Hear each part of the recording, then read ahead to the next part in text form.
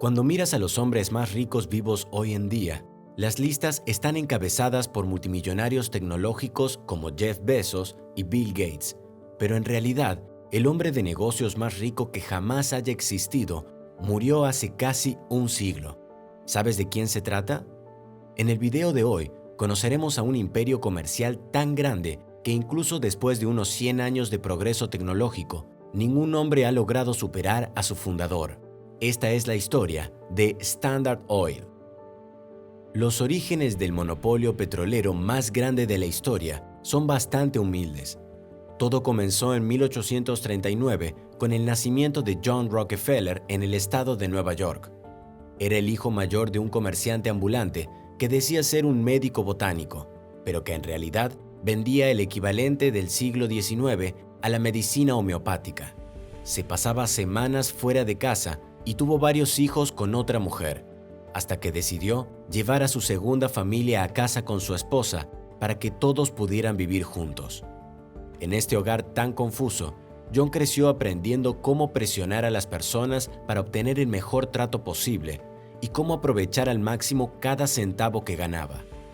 Su familia rara vez se quedaba en un lugar por mucho tiempo, por lo que vivió un estilo de vida nómada desde que tenía 3 años.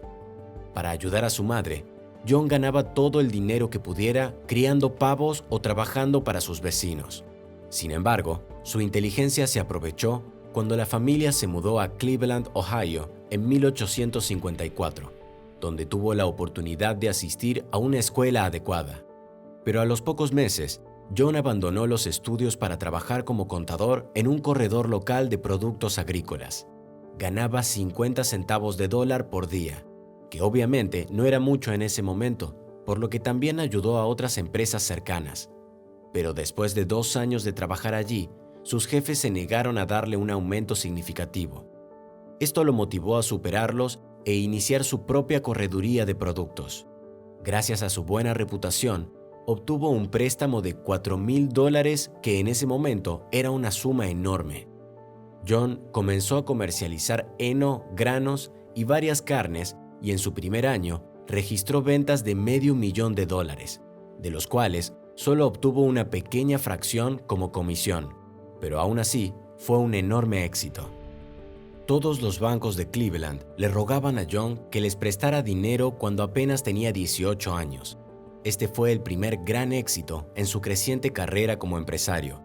Pero en 1859 sucedió algo que cambiaría para siempre su vida.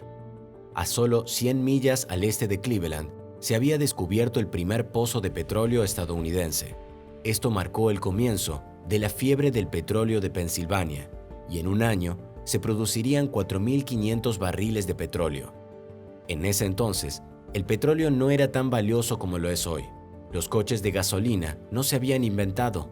Sin embargo, el aceite podía ser procesado en queroseno, que luego la gente usaría en lámparas. Sin embargo, John se dio cuenta de que las mayores ganancias que se obtuvieran no estaban en la extracción de petróleo, sino en refinarlo. Fue testigo de la quiebra de muchas personas antes de encontrar el petróleo, por lo que sabía que ese negocio era demasiado arriesgado para él, así que dejó que otros se tomaran la molestia de encontrar el petróleo y él simplemente se los compraba. John tuvo que esperar hasta 1863 para que el gobierno construyera una vía férrea que conectara los campos petroleros de Pensilvania con Cleveland. Pero cuando se construyó esa línea, John ya estaba listo para construir su imperio con una larga lista de socios y bancos dispuestos a respaldarlo. También reunió a un equipo de químicos e ingenieros experimentados que no solo optimizaron el proceso de refinación, sino también descubrieron varios usos para los subproductos de la refinación del petróleo. Las primeras refinerías en Cleveland solo podían operar con una eficiencia de alrededor del 60%, pero John no aumentó ese porcentaje. Lo que hizo fue empezar a vender también todos los subproductos como cera de parafina, alquitrán y nafta. En 2 años, la refinería Rockefeller valía más de $70,000 y estaba entre las más grandes de Cleveland. Sin embargo, John no había terminado y fue tras la competencia. En 1865, había 26 refinerías competidoras, pero en solo 5 años John las compró a todas, a excepción de 4 de ellas. En este punto, su negocio se estaba volviendo demasiado grande para manejarlo como una sociedad, por lo que en 1870 se incorporó como Standard Oil of Ohio. Para convencer a los pocos competidores que quedaban en Cleveland, John simplemente los invitaba para mostrarles sus libros contables, revelando que podía operar con una pérdida por mucho más tiempo de lo que ellos podrían permanecer solventes. A cambio de un buen precio de compra, John les ofrecía posiciones en su propia empresa, poniendo así a las mentes más brillantes de la industria bajo su control. Por supuesto, no todos se darían por vencidos de inmediato. Por ello, con el tiempo, John redujo el precio del petróleo y queroseno a veces hasta un 80% para estrangular y vencer a los competidores. Como era de esperar, su estrategia funcionó. Para 1880, había adquirido diversas refinerías en todo el noroeste de Estados Unidos y refinaba más del 90% de la producción de petróleo de todo el país. En ese momento, John era tan poderoso que hasta invitaba a los dueños de las grandes compañías ferroviarias y negociaba personalmente descuentos por usar sus trenes. Pero esta práctica de negociar tratos clandestinos realmente irritó al mundo de los negocios. En ese momento, y todavía hoy en día, la mayoría de los bienes industriales se transportaban por ferrocarril. Por eso, muchos grandes industriales se preocupaban de que el abuso de John sobre los reembolsos de transporte pudieran resultar en una monopolización similar en sus industrias. Durante la próxima década, empresarios, políticos y medios de comunicación atacaron a Standard Oil con creciente ferocidad. Incluso los legisladores de Ohio comenzaron a redactar reglamentos antimonopolio para acabar con Rockefeller, pero él estaba un paso por delante. En 1882 se reincorporó a Nueva Jersey, esta vez creando el Standard Oil Trust, que a su vez tenía participaciones en más de 40 empresas locales. Luego, para mostrar su éxito, John construyó una sede impresionante para su empresa en Broadway. Este momento fue el punto culminante de la Standard Oil de Rockefeller.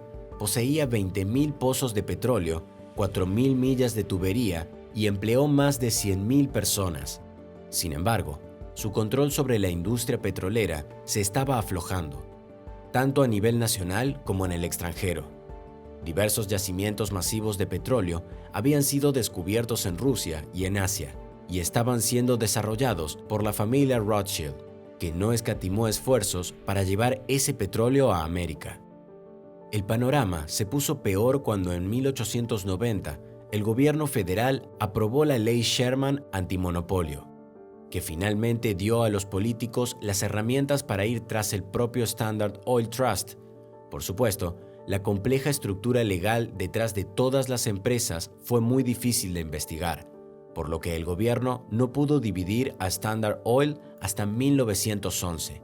Sin embargo, en este momento, John Rockefeller ya había cobrado y ya no administraba activamente la empresa. En los últimos 20 años de existencia de la millonaria compañía, había pagado más de $500 millones en dividendos. Según algunas estimaciones, el verdadero valor de Standard Oil en su apogeo fue de $1 billón, por lo que la ruptura realmente no fue una sorpresa para la mayoría de la gente. En 1911, la Corte Suprema encontró a Standard Oil culpable de prácticas anticompetitivas y rompió la empresa en 34 entidades separadas. Por supuesto, John Rockefeller mantuvo su participación en esas empresas hasta su muerte. Y de hecho, resultó que la ruptura fue el evento más rentable de su vida. Con el tiempo, muchas de estas empresas se fusionaron entre sí. Hoy en día, la mayoría de los rematantes de Standard son parte de ExxonMobil, Chevron o BP, que desde entonces se han convertido en empresas increíblemente grandes por derecho propio. La propiedad de John Rockefeller de estas compañías sucesoras lo convirtió en el hombre de negocios más rico que jamás haya existido, con un valor neto estimado de $400,000 millones. Incluso hoy, nadie ha vencido a Rockefeller en la clasificación. Ni siquiera el propio Jeff Bezos parece probable que lo logre. Esta fue la historia de la compañía monopolista más grande de todos los tiempos, que creció tanto al mando de John Rockefeller que el gobierno tuvo miedo de su poder y la disolvió en pedazos. Suscríbete para seguir disfrutando de nuestro contenido sobre economía, gurús y finanzas. Hasta la próxima.